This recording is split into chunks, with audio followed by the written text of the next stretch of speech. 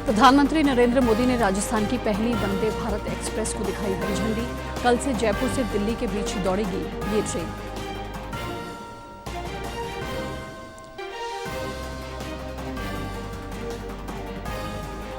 हरियाणा के मुख्यमंत्री 3 दिवसीय दौरे पर पहुंचे पलवल। जनसंवाद कार्यक्रम में लोगों की समस्याएं सुनकर किया समाधान। कई गांवों के लिए की नई घोषणाएं। और कोविड के खिलाफ लड़ाई में तैयारी परखने के लिए चलाया गया 2 दिवसीय देशव्यापी मॉक ड्रिल रहा पूरी तरह कामयाब। कोविड हिदायतों का पालन करने के निर्देश जारी।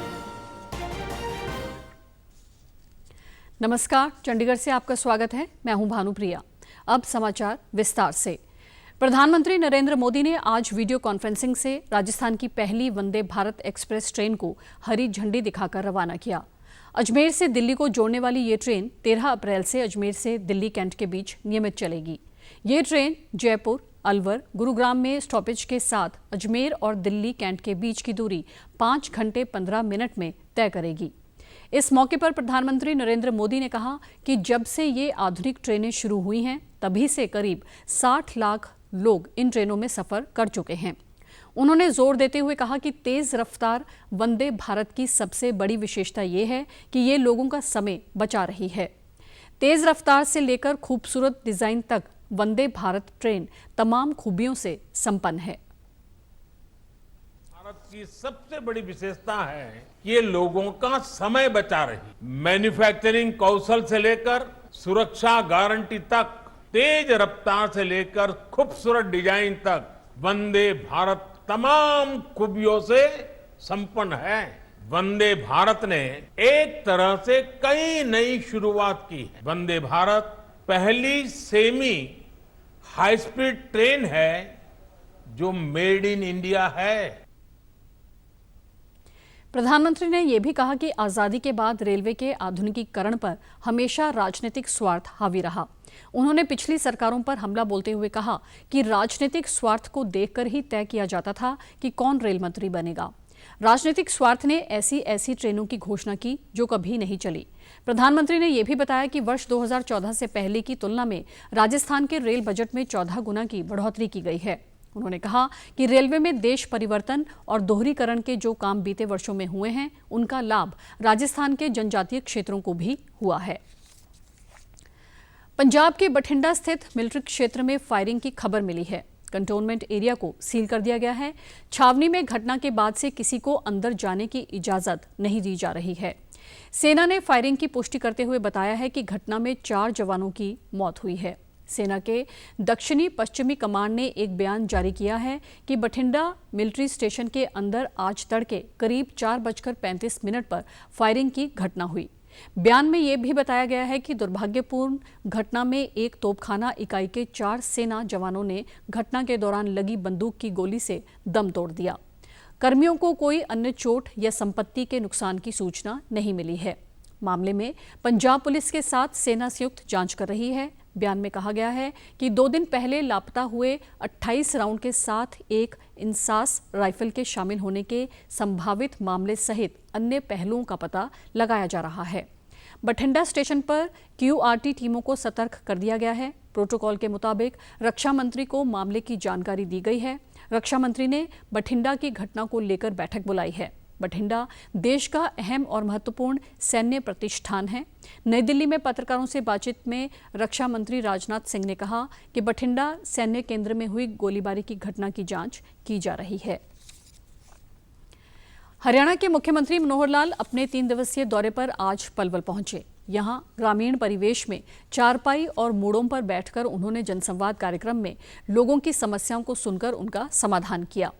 मुख्यमंत्री ने गांव बागूपर में ग्रामीणों की मांग पर प्राइमरी स्कूल को मिडिल स्कूल तक अपग्रेड करने, सोलड़ा की सड़क के लिए 4.15 करोड़, बागूपर की सड़कों के लिए 2 करोड़ 10 लाख मंजूर किए। साथ ही कच्चे रास्तों, ब्राह्मण चौपाल सहित अन्य विकास कार्यों के लिए 47 लाख रुपए की मंजूरी प्रदान की। इस दौरान मुख्यमंत्री ने कहा कि हरियाणा पहला राज्य है जहां पंचायती राज संस्थाओं में महिलाओं को 50% आरक्षण है। यहाँ के युवाओं को कार्यकुशल बनाने के लिए प्रदेश की पहली श्री विश्वकर्मा स्किल यूनिवर्सिटी का निर्माण गांव दुधौला में किया गया है। लेकिन हमने परिवार पहचान पत्र बना करके जिनकी आमदन इनकम 1,80,000 से नीचे है, बिना उसके एप्लीकेशन दिए हुए राशन कार्ड बना करके उसको बता दिया तेरा राशन कार्ड बन गया। और आप सुन के हैरान होंगे, इस काम से जहां 552 पहले थे उसमें 800 और जुड़ गए और अब 1328 जो है वो कार्ड आपके बने हुए। 500 के बाद 800 और जुड़ गए। मुख्यमंत्री ने कहा कि पीएम किसान सम्मान निधि योजना के तहत बागूपर के 1657 परिवारों को 6,000 रुपए प्रदान किए जा रहे हैं। इस मौके पर केंद्रीय राज्य मंत्री कृष्णपाल गुर्जर, विधायक दीपक मंगला, प्रदेश महामंत्री पवन कुमार सैनी सहित अन्य गणमान्य मौजूद थे। कोविड के खिलाफ लड़ाई में अस्पतालों के संसाधनों को परखने के लिए चलाया गया 2 दिवसीय देशव्यापी मॉक ड्रिल पूरी तरह से कामयाब रहा है। 2 दिन में 35 राज्यों और केंद्र शासित प्रदेशों 724 जिलों में 33,000 से ज्यादा स्वास्थ्य केंद्रों पर मॉक ड्रिल का आयोजन हुआ। इसमें 5,000 से ज्यादा निजी अस्पताल शामिल हुए।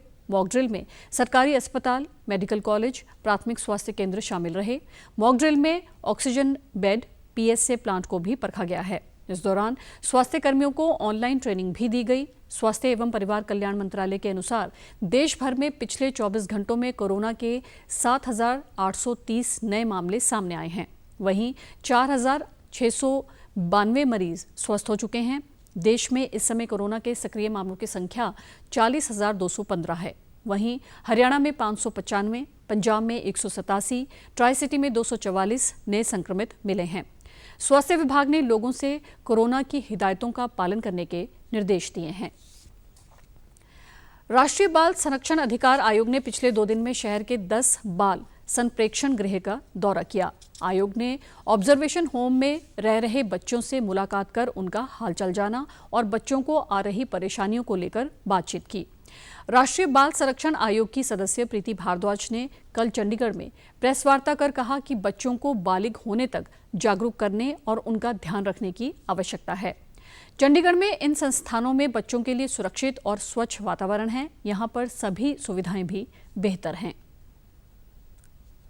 हमने यहाँ पर observation home for boys, place of safety, special home, observation home for girls, other CCI, ऐसे 3 होम्स को हमने विजिट किया। दूसरा आफ्टर केयर सेंटर जो है, होम जो है, वहाँ पर भी हमने विजिट किया और वन स्टॉप सेंटर जो कि माइनर लड़कियों के लिए भी होता है, वहाँ पर भी हमारी विजिट हुई। So over the period of time I think अब ये समय है, ज़्यादा प्रयास करने होंगे साइबर सिक्योरिटी के लिए भी और साइबर अवेयरनेस के लिए भी।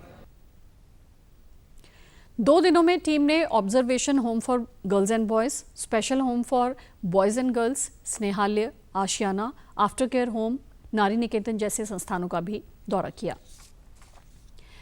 प्रधानमंत्री नरेंद्र मोदी हर महीने मन की बात कार्यक्रम के माध्यम से करोड़ों लोगों के साथ अपने विचार साझा करते हैं और ये सिलसिला अप्रैल में 100वीं कड़ी के साथ आगे भी जारी रहेगा। इस विशेष मौके पर मन की बात कार्यक्रम में प्रधानमंत्री के चुनिंदा संबोधनों को फिर से प्रस्तुत किया जा रहा है। इस विशेष कार्यक्रम की कड़ी में हम आपको दिखा रहे हैं मन की बात का विशेष अंश। अंतर्राष्ट्रीय मेडिकल जर्नल लेसेट के आंकड़ों के मुताबिक हर साल करीब 10 लाख भारतीय धूम्रपान के कारण अपनी जान गंवाते हैं। 29 सितंबर 2019 को प्रसारित मन की बात कार्यक्रम में प्रधानमंत्री ने धूम्रपान से होने वाले खतरों की ओर देश का ध्यान आकर्षित किया था और धूम्रपान से दूर रहने की सलाह दी थी। हमने आसपास देखा है कि अगर घर में पिता चेन स्मोकर होते हैं तो भी वो घर के बाकी लोगों को स्मोकिंग करने से रोकते हैं, टोकते हैं और चाहते हैं कि उनके बच्चों को सिगरेट की, बीड़ी की आदत न लगे। उनकी यही कोशिश होती है कि परिवार का कोई भी सदस्य धूम्रपान न करे, स्मोकिंग न करे। वो जानते हैं कि स्मोकिंग से, तंबाकू से शरीर को भारी नुकसान होता है। सिगरेट के खतरे को लेकर किसी प्रकार का भ्रम नहीं है।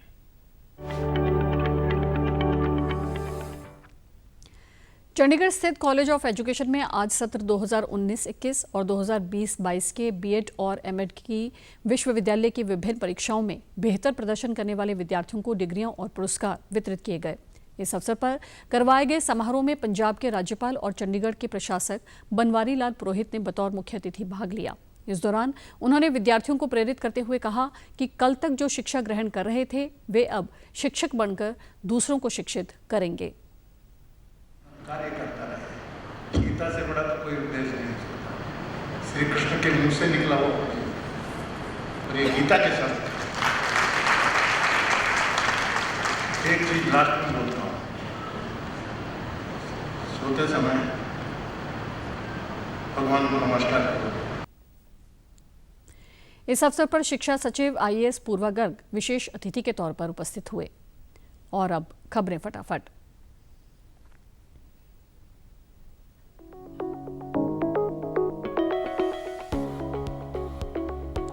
हरियाणा की बेटी निशा दहिया ने कजाकिस्तान में एशियाई कुश्ती चैंपियनशिप में जीता रजत पदक। सेमीफाइनल में चीन की फेंग चू को हराया। कर्नाटक विधानसभा चुनाव के लिए भाजपा ने जारी की 189 उम्मीदवारों की पहली सूची, 52 नए उम्मीदवारों को टिकट।